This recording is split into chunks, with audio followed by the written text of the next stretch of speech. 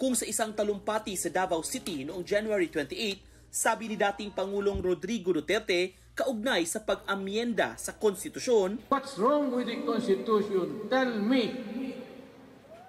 kung hindi yung inyong ambisyon.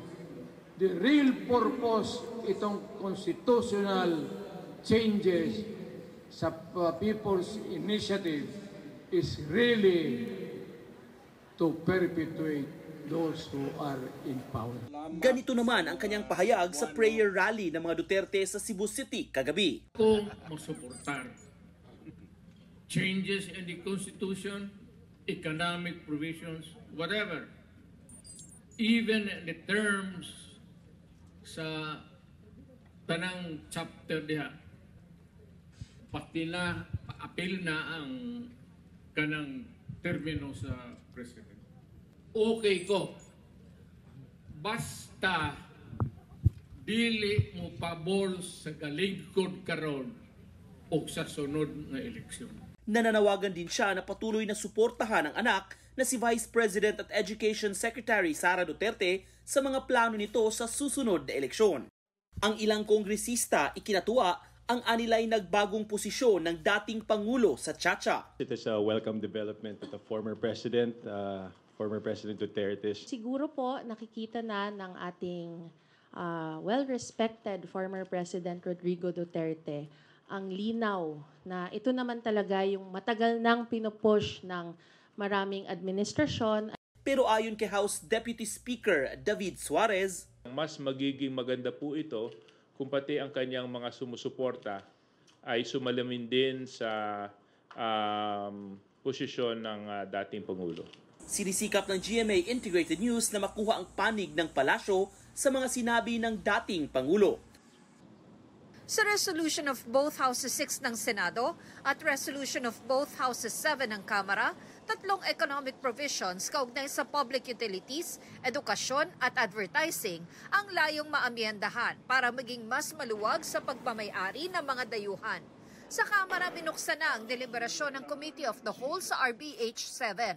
Ito lamang ang pakay natin, ekonomiya, hindi politika. Now, to dispel doubts that the efforts of the House of Representatives in pushing for the amendment of the economic provisions of the Constitution is politically motivated, we are actually adopting all the three proposed amendments of the Senate version of the resolution of both Houses number 6 in total. Naging mainit ang sagutan ng questionin kung Constituent Assembly ba ang ginagawa nila. Ito bang plenary na ito, kino-convert na ba natin yan sa Constituent Assembly? Kasi po, ang daming topic dun sa RBH. If it is simple bill lang, nakalagay sa rule natin, one topic, one bill. You can say that we are a Constituent Assembly or a legislative body, but in either case, we are acting on the basis of our constituent power to amend the Constitution. Baka ho magkaiba lang kasi kami ng pagkakaintindi ng Constituent Assembly. This Committee of the Whole can never be considered as a Constituent Assembly. A Constituent Assembly is an assembly of senators and representatives. Whether it is a Constituent Assembly, it is not. This is a Committee of the Whole. Bagamat suportado ng ilang tanggapan ng pamahalaan at ng ilang grupo ang economic charter change, hindi raw ito ang nag-iisang solusyon sa mga problema ng bansa. Let me emphasize that we only reap the benefits I mentioned if we also address the other problems involving high energy cost, inadequate connectivity infrastructure, slow bureaucratic processes, inconsistent local and national regulations, and highly concerning learning poverty and malnutrition. May mga naghayag din ng pagtutol sa Chacha. Economic Chacha, we believe, is unnecessary, it distracts from real development, and is counterproductive. Sa pulong naman ng mga senador kay Pangulong Marcos, muling binanggit ng Pangulo na dapat Senado ang manguna sa diskusyon ng Chacha. Sabi niya, we'll allow the Senate to take the lead, and I've asked the House leaders to wait for your output and that they should just adopt. Dagdag daw ng Pangulo, mas mainam isabay sa 2025 elections ang plebisito. Sinabi niya, mas gusto niya isabay na lang sa halalan ng 2025. So pagka ganun, hindi po tayo kailangan magmamadali. Ayon sa COMELEC, kaya nilang isabay ang plebisito sa eleksyon 2025 nang walang dagdag gastos.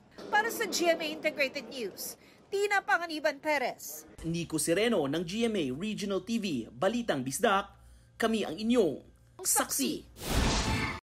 Matapos batikusin ang kanyang IV drip session sa loob mismo ng Senado, sumagot na si Mariel Padilla sa issue. I had no intention whatsoever to disrespect the Senate or anything like that, okay? It was never in my intention. I was in my husband's office. It was never my intention na i-offend kayo, gawing parang hindi ka respectable yung Senado. No, of course not. Nilinaw din niyang vitamin C at hindi glutathione ang pina-IV drip niya at may nakabantayan niya na professional nurse. Gayunman, base sa abiso ng FDA, hindi rin ligtas ang paggamit ng vitamin C injection dahil pwede itong magdulot ng pagkabuo ng kidney stones kung ang ihi ng tuturukan nito ay acidic. Ang IV drip procedure na ito, pinuna ni Senate Ethics Committee Chairperson Senator Nancy Binay na hindi raw inabiso sa klinik ng Senado. Kanina nagpadala ng sulat ang mister ni Mariel na si Senador Robin Padilla kina Senate President Mig Zubiri at Senadora Binay para humingi ng paumanhin. Kailanman daw ay hindi nila sasadyain ang pagsawalang bahala sa dangal na sinisimbolo ng Senado at lagi raw silang tatalima sa mga alituntunin nito. Tinanggap naman ni Binay ang paghingi ng dispensa ni Padilla, pero kung meron daw maghahain ng formal na reklamo ay iimbestigahan pa rin ng Ethics Committee ang ginawa ni Mariel. Sumulat din si Padilla sa Sergeant at Arms at Medical Bureau Director ng Senado para humingi ng dispensa. Hindi raw nila ipinapagwalang bahala ng kanyang may bahay ang mga patakaran sa Senado. Makakaasa raw ang Senado na hindi na ito mauulit. Ayan nyo, pigilan nyo na yung political issue na yan. Sa totoo lang. Ang dami natin dapat pag-usapan. Hindi siguro yung ganitong... Para sa GMA Integrated News, ako si Mav Gonzalez, ang inyong saksi.